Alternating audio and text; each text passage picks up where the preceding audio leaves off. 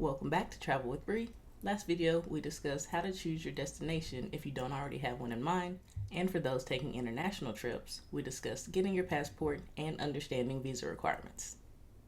Now let's work on your itinerary. Itineraries don't have to be rigid or set in stone, but even a loose itinerary is better than nothing, so you're not having to make additional decisions while you're trying to enjoy your trip.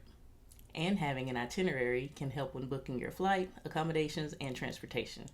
I'll explain why later. If you've never built an itinerary before, I'm going to suggest that you do two things. One is to create a table, and two is to use a map. In your table, start by listing your must-see attractions and experiences. You should also list any restaurants or interesting food finds. Then group your list by location. The table can be simple. Here's an example. It should have relevant headers like activity name, type of activity, and if you're visiting multiple cities or different areas in a place, have a column to denote that. And create columns for things like descriptions, notes, and links, or anything that's helpful for you, like whether something is family friendly or whether the activity requires reservations or tickets. For the map, the easiest thing to do is to use an app like Google Maps or TripIt to save the locations of your activities. Ideally, while on your trip, you should do the attractions and activities that are nearest to each other on the same day. It doesn't always work out this way, and sometimes doesn't make sense for some of your activities. But this could avoid wasting time and cut costs for commuting, because you won't be traveling back and forth across town unnecessarily. So this is just a suggestion on efficiency, but ultimately you have to do what's best for your enjoyment. Using your chosen map, pin the locations of activities that you've listed in your table on the map. This will also help you see what attractions and restaurants are near each other. Again, once your table and map are grouped by location, break your activities up into days. Here are a few quick tips. Be realistic and don't overpack your days. Leave room for naps and spontaneity, because some of the best travel moments are the ones we don't plan.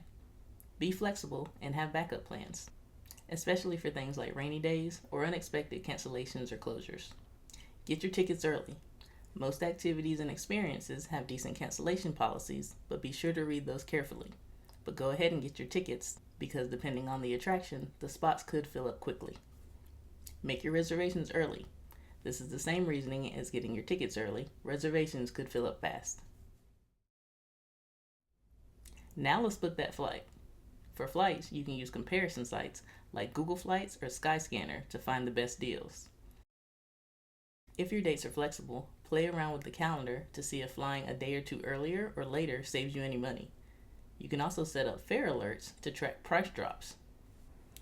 If you've created your itinerary and broken your activities up into days, you can use this to determine the length of your stay.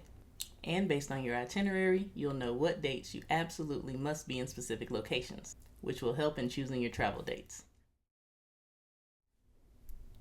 When it comes to accommodations and transportation, you have to decide what works best for you and your fellow travelers. But here are some suggestions and things to think about. For transportation, are you comfortable with public transit, ride shares, or walking? Do you need to rent a vehicle? Most of this will depend on where you're going. In large, busy cities, normally public transit, like trains and buses, are readily available. But that's not always the case, and you may need to use ride shares or rent a vehicle. Do your research to understand the best ways to get around your destination. For accommodations, do you prefer hotels, hostels, or Airbnbs?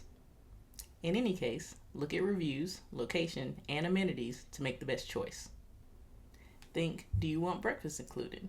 Do you need a washer-dryer? How accessible do you need your accommodations to be? For location, staying in the thick of your activities will cut down on commute times. Or staying close to a well-connected train station can help you navigate your destination with greater ease. And if you're renting a car, maybe you should consider accommodations with free parking or areas that have no toll roads. And there you have it. This concludes the basics of how to plan your trip. In the future, expect to see more detailed how-to videos on things like packing, airport navigation, train stations, and a lot more. I'm filming this video from my hotel in Tokyo. By the time it comes out, I will have completed my Tokyo trip, so you can expect to see some videos about my vacation. Until then, if you found this video helpful, Don't forget to like and subscribe, and let me know in the comments if you have any questions. Safe travels, and I'll see you in the next one.